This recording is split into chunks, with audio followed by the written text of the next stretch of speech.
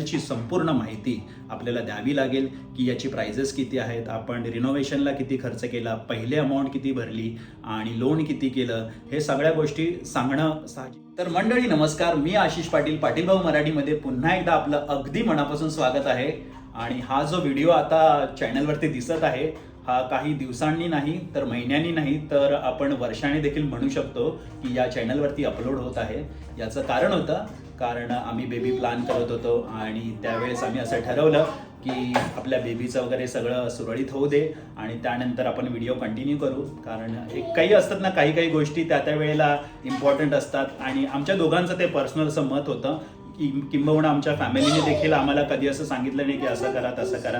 काही गोष्टी आम्ही बाउंड्रीमध्ये राहूनच करतो, त्यामुळे फॅमिलीचा प्रेशर आम्हाला कधीच नसतो कुठल्याही गोष्टीसाठी.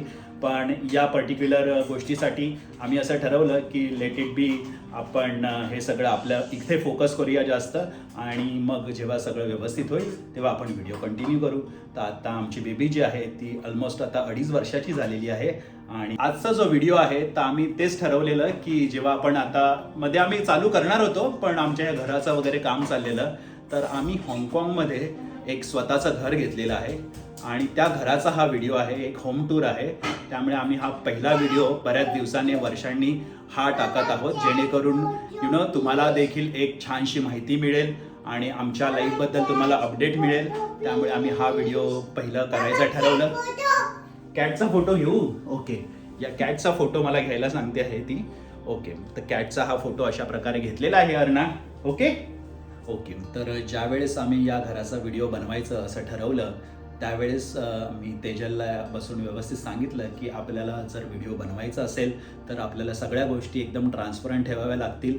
आपला जो घर आहे त्याचा व्हिडिओ आणि त्याबद्दलची संपूर्ण माहिती आपल्याला द्यावी लागेल की याची प्राइजेस किती आहेत, आपण रिनोव्हेशनला किती खर्च केला, पहिले अमाऊंट किती भरली आणि लोन किती केलं, हे सगळ्या गोष्टी सांगणं साहजिक आहे. कारण का बऱ्याचशा व्हिडिओमध्ये तुम्ही पाहिलं असेल की आपल्या घराचा व्हिडिओ दाखवतात, बाकी कुठे आहे ते देखील एवढ्या लोकांना थोडंसं प्रॉब्लेम्स असतात बऱ्याचशा गोष्टी, असो तो त्यांचा लुकआउट आहे.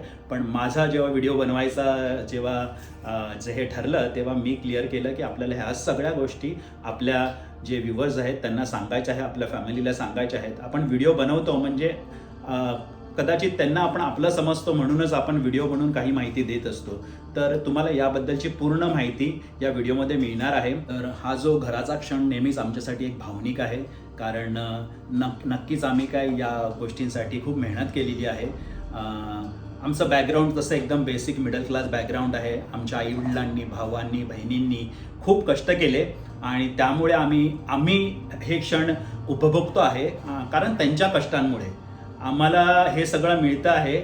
आमचे भले असतील याच्यामध्ये 30-40%, पण बाकीचे उरलेले जे 60-70% त्यांनी खूप मेहनत केलेली आहे आणि त्याचंच फळ आम्ही आज उपभोगतो आहोत असं मला नेहमीच वाटत राहतं. जे काही आमच्या वाट्याला गोड क्षण येतात त्याच्या वेळेस मी नेहमीच देवाचे, आईवडिलांचे, भावांचे, बहिणींचे नेहमी आभार मानत असतो. या व्हिडिओमध्ये देखील मी त्यांचे, कारण का कधी कधी काही गोष्टींना तोंडावरती आपल्याला बोलता येत नाही ना, एक्सप्रेस होतात नाही, तर या व्हिडिओ मार्फत मी त्यांचे देखील आभार मानतो. आणि आजचा हा जो आमच्या घराचा व्हिडिओ आहे तो आपण आता स्टार्ट करूया.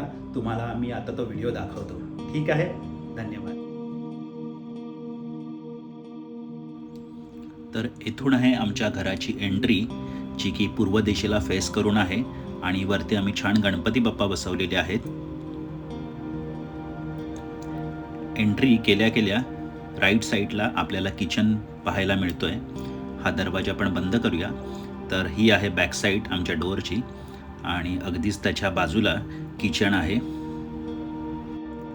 तसेच या बाजूला जी तुम्ही फ्रेम पाहत आहात त्यामध्ये तेजूने छानशी अशी ड्रॉइंग बनवली स्वतः आणि मग आम्ही ती यामध्ये ठेवली आहे आणि या कॉम्बिनेशनमध्ये ती खूपच सूट होत आहे, तुम्ही पाहू शकता. आणि खाली आम्ही थोडीशी सिटिंग बनवलेली आहे इथे आणि मग आमचा हा असा किचन स्टार्ट होतो इथून. तर किचनमध्ये प्रत्येक गोष्ट कलर कॉम्बिनेशन असेल यातली छोटी छोटी गोष्ट आम्ही खूप विचारपूर्वक केली आणि घेतली. वॉशिंग मशीन आम्हाला बरेच दिवस भेटत नव्हती या हाईटची वगैरे, तरी पण आम्ही वेट करून सगळं परफेक्ट बनवण्याचा प्रयत्न केला. तर हाँगकाँगमध्ये फ्लॅट छोटे असल्यामुळे चिमणी जी आहे ती तुम्हाला प्रत्येक फ्लॅटमध्ये नेसेसरी असते, जेणेकरून घरामध्ये बाकी सगळ्या ठिकाणी धूर वगैरे होऊ नये. तर अशा प्रकारे आम्ही चिमणी वगैरे देखील लावून घेतलेली आहे. तर हे सर्व किचन आम्ही कस्टमाइज बनवून घेतलेलं. किचन नंतर पाहूयात आमचा लिव्हिंग रूम नक्की कसा आहे. आणि त्यामध्ये तुम्ही पाहताय की आम्ही इथे थोडंसं छान असं स्टोरेज बनवलेलं आहे. फ्रीज देखील आम्ही इथेच अरेंज केलेलं आहे, जेणेकरून किचनमध्ये जास्त अडचण नको व्हावी. आणि त्याच्यावरतीच आम्ही छान असं मंदिर बनवलेलं आहे. हे जो ओम वगैरे आहे लाईट, ती आम्ही इंडियावरून मागवली आणि खूपच सुंदर अशी वाटत आहे. आणि हे मंदिर आम्हाला खूप प्रसन्न वाटतं नेहमीच जेव्हा आम्ही इथे पूजा करतो. स्वामींची मूर्ती देखील आहे आणि हे असं स्टोरेज आणि त्याच्या खालीच थोडंसं आपण इथे सिटिंग बनवलेली आहे. तर 3-4 लोकं आरामात आपण इथे बसू शकतो, अशा प्रकारची सिटिंग आहे इथे.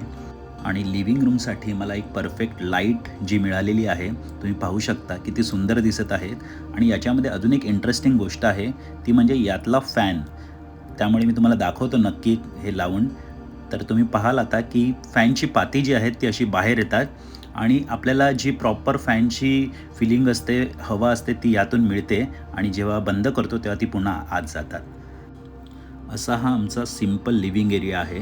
आम्ही यामध्ये कमीत कमी वस्तू ठेवण्याचा प्रयत्न केलेला आहे. टी व्ही युनिट देखील आम्ही ठेवला नाही, कारण अर्णाला आम्हाला जास्तीत जास्त खेळण्यासाठी जागा द्यायची होती. आणि इथून व्ह्यू बघाल तर आम्हाला डायरेक्टली चिमच्याचुईचा व्ह्यू मिळतो. तिथून तुम्हाला जी 8 वाजताचा जो लाईट शो असतो तो देखील पाहायला मिळतो. रात्रीच्या वेळेस कमाल असा हा सीन दिसतो. खूप सुंदर असा व्ह्यू आहे आणि तिन्ही साईडने आपल्याला हाच व्ह्यू पाहायला मिळतो. त्यामुळे जेव्हा आपण लिव्हिंग एरियामध्ये बसतो तेव्हा देखील खूप प्रसन्न वाटतं.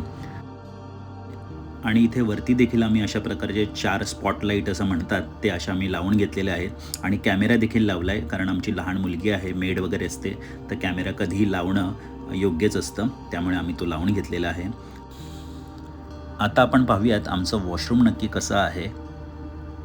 तर पाहू शकता मित्रांनो, आपल्याकडे काय आहे की जागा नक्कीच कमी होती वॉशरूमसाठी देखील आणि त्यामध्ये जास्तीत जास्त बेटर फिलिंग कशी काय आपल्याला देता येईल त्याचा आम्ही नक्कीच विचार केला. या साईडला आपण मिरर आणि वॉश बेसिंगचं बनवून घेतलं आणि आतल्या साईडला रेस्ट ऑफ द एरिया आहे.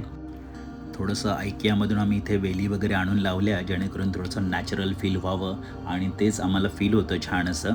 त्याचप्रकारे इथे देखील आम्ही लाईट कम फॅन लावलेला आहे, जो की आपण लावू शकतो. आम्ही कधी लावत नाही म्हणा, पण अशा प्रकारचं आमचं वॉशरूम आहे.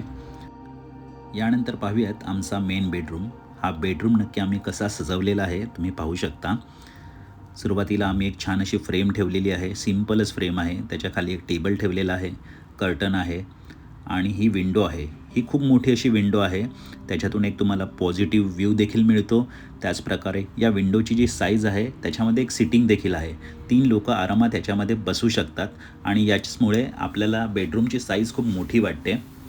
या सर्वच विंडोंना आम्ही खूप अशा ग्रिल लावलेल्या आहेत, कारण अर्णा अजून लहान आहे, तर हे आमच्यासाठी खूप इम्पॉर्टंट आहे. त्याचबरोबर या साईडला आम्ही किंग साईज असा बेड बनवलेला आहे, त्याच्यावरती हे अगेन स्टोरेज बनवलेलं आहे.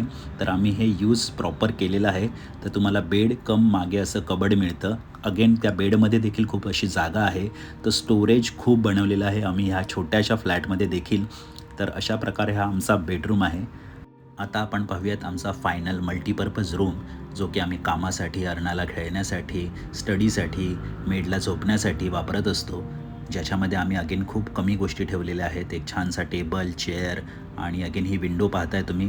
इथे पाहताय तुम्ही सिटिंग केवढी आहे. इथे आम्ही तुळस देखील ठेवलेली आहे आणि ही तुळस छान आलेली आहे. या विंडोमधून देखील आपल्याला सेम व्ह्यू पाहायला मिळतो.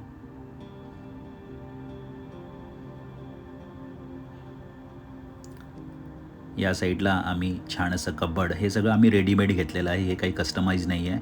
हे कबड आहे, एक थोडंसं ड्रेसिंग कबड आहे, ज्याच्यामध्ये मिरर आहे. इथे आपण काही पुस्तकं वगैरे ठेवलेली आहेत, जे की अर्णाची, माझी, तेजूची आहेत. आणि अशा प्रकारे आमचा हा फायनल रूम आहे.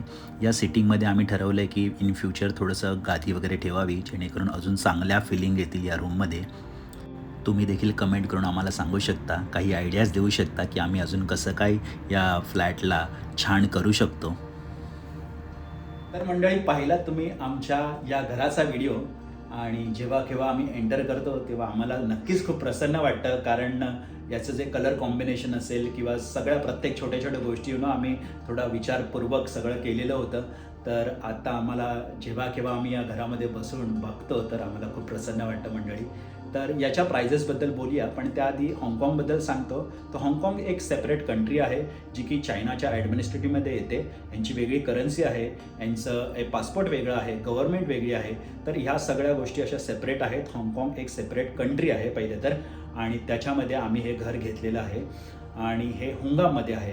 इथे हुंगाम म्हणजे कोलुन डिस्ट्रिक्टमध्ये येतं आणि त्याच्यामध्ये हुंगाम येतं. तर हुंगाममध्ये हे घर आहे आमचं. ह्याचं जर स्क्वेअर फीट तुम्ही पाहिलं तर 400 स्क्वेअर फीटचं हे घर आहे जे आम्ही बनवलेलं आहे 2 BHK मध्ये. आमच्यासाठी इनफ आहे, कारण का आमची छोटीशी एक मुलगी आहे, एक मेड आहे फुल टाईम आमच्याकडे, पण ती संडे वगैरे आउट असते किंवा संध्याकाळी 11-12 नंतर आम्ही ती रूम तिला देतो. अदरवाईज तर आमच्या दोन्ही आम्हाला ॲक्सेसिबल आहेत रूम, त्याच्यामुळे आमच्यासाठी ही इनफ आहे रूम. तर असं आहे आमचं हे हाँगकाँगमधील घर. आणि त्याची प्राइजेस जर तुम्ही विचार केला तर जे आमचं जुन्या मालकाबरोबर आमचं डील झालेलं, ते हे घर आम्हाला 3.8 मिलियन हाँगकाँग डॉलरला त्यांच्याकडून आम्हाला मिळालं. पण त्यामध्ये काम बरंच होतं जेव्हा आम्ही घेतलं. पण जेव्हा मी या घरामध्ये एंटर केलं, काम पाहून एकदा थोडंसं मला निगेटिव्ह वाटलं की घेऊ की नको घेऊ. पण तिन्ही बाजूनी जो ओपन व्ह्यू होता त्यामुळे मला वाटलं की चला आपण काम करूया थोडंसं, पण घर आपल्याला छान बनवता येईल. त्याच प्रकारे माझ्या मते आम्ही 100% त्याच प्रकारचे विचार करून हे घर घेऊन त्याच्यात आम्ही हे घर बनवलेलं पण आहे त्याच प्रकारे. तर आम्हाला हे बनवण्यासाठी $4 लाख खर्च आला. म्हणजे 3.8 मिलियन जे आमचे त्या जुन्या मालकाचे जे डील झालेलं ते, आणि $4 लाख. तर असे $4.2 मिलियन म्हणजे हे हाँगकाँग डॉलरमध्ये बोलतोय. इकडची जी करन्सी असते ती हाँगकाँग डॉलरमध्ये असते.